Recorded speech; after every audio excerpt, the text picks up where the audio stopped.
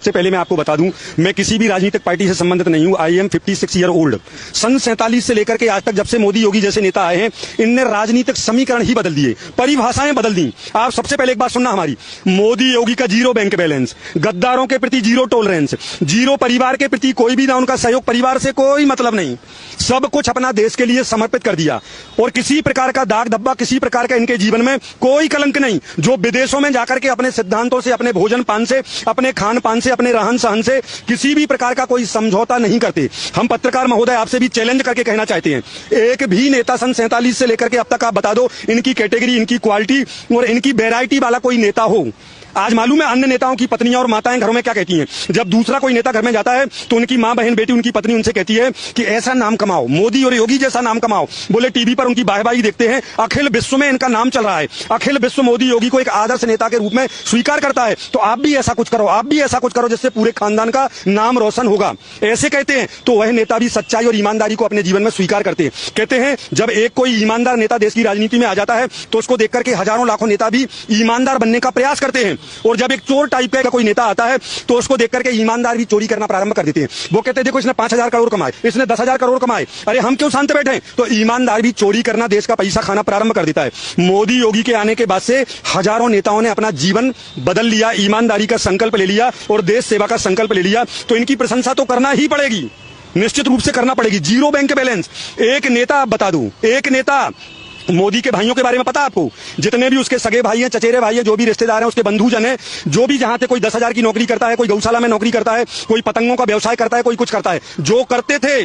जैसे 3 बार मुख्यमंत्री बना गुजरात का मोदी, अब की बार लगभग 30-35 साल से बढ़िया तरीके से राज कर रहा है। राज क्या कर रहा है? वह तो अपने आप को नगर सेवक कहता है, वह अपने आप को सेवक कहता है, इतनी सेवा कर रहा है।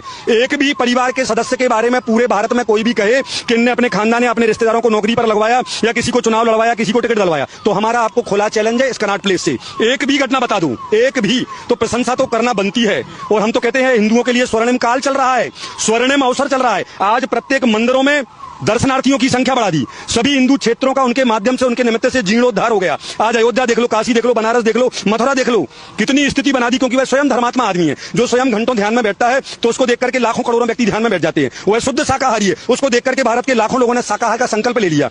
कितने प्रेरणास्पद लोग हैं, इनके रोम रोम से, इनके प्रत्येक कर्म से भारत को प्रेरणा मिलती है, भारत में रहने वाले 150 करोड़ लोगों को प्रेरणा मिलती है। और एक बात और बता दें आपको, 95% विरोधी लोग भी दिल से तो मोदी के दीवाने हैं, दिल से तो दीवाने हैं, परंतु डर के मारे बोल नहीं पाते। निश्चित रूप से डर के मारे नहीं बोलते, अपने घरों में तो एकांत में चर्चा करते हैं कि मोदी ने जो करके दिखाया है सन 47 से लेकर के आज तक किसी ने नहीं दिखाया। हाँ, दूसरा कोई बिल्कुल नक्शे कदम पर चल रहा है तो उस व्यक्ति का नाम है, उस महापुरुष का नाम है योगी आदित्यनाथ, जो 100% मोदी के नक्शे कदम पर चल रहा है। आगामी काल में 3 बार कम से कम भारत का प्रधानमंत्री भी बनने वाला है। अरे वो व्यक्ति कैसा होगा विचार करो। 26 साल की उम्र में पहली बार सांसद बना था, जो अपने पिता की अंत्येष्टि में नहीं गया।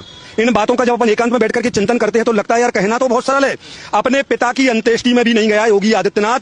लोगों ने कहा कम से कम पिताजी की अंत्येष्टि में तो चले जाओ। बोले अभी राष्ट्र का बहुत बड़ा काम हमारे सामने है और हमने हमारा जीवन राष्ट्र के लिए समर्पित कर दिया। राष्ट्र प्रथम, नेशन फर्स्ट, यह योगी का संकल्प है। तो पिताजी की अंत्येष्टि में भी नहीं गया, बाद में बहुत लंबे समय के बाद घर में बैठने गया था, अपनी मां से, भाई बहनों से मिलने गया था। हम आपसे पूछना चाहते हैं, ऐसे 2-4 नेताओं के नाम खोजने का प्रयास करना, कोई भी आपको मिलेगा नहीं। स्वर्णिम काल चल रहा है हिंदुओं के लिए, जितना भुनाना चाहो, जितना भुनाना चाहो भुना लो। आप जहां तक की यात्रा करना चाहो वहां तक पहुंच सकते हैं, क्योंकि ऐसे महान लोग आपको मिले हैं। पिछले कई जन्मों के पुण्य करने के बाद, पिछले कई जन्मों के पुण्य से ऐसे महापुरुष हमारे सामने प्रस्तुत होते हैं। तो इसका जितना लाभ लेना चाहें भारत के लोग उतना लाभ ले सकते हैं, वरना इनके जाने के बाद हजारों सालों तक इनको याद करेगा भारत कि अब ऐसे नेता क्यों पैदा नहीं हो रहे, अब मोदी योगी जैसा नेता कोई मां पैदा क्यों नहीं कर पा रही। याद रखना बात को, इसका पूरा उपयोग भारत को कर लेना चाहिए। देखो अर्थव्यवस्था से लेकर के कहां थी, आज 3रे नंबर पर, 4थे नंबर पर पूरे वर्ल्ड में पहुंचा दिया। आज विश्व के बड़े बड़े नेता मोदी से फोन पर बात करते हैं कि यदि आप चाहो तो यूक्रेन और रूस वाला युद्ध रुकवा सकते हो, आप चाहो तो गाजा और इजराइल वाला युद्ध रुकवा सकते हो। समझ में आ रही बात आपकी? ट्रंप भी मोदी से अपेक्षा करता है, नेतन्याहू भी अपेक्षा करता है, पुतिन भी अपेक्षा करता है और विश्व के बड़े बड़े सभी देश मोदी से अपेक्षा करते हैं। क्यों गुणगान नहीं करेंगे? हम तो अपने आप को धन्य मानते हैं कि ऐसे लोगों की प्रशंसा करके हम कुछ पुण्य का संचय कर लेते हैं।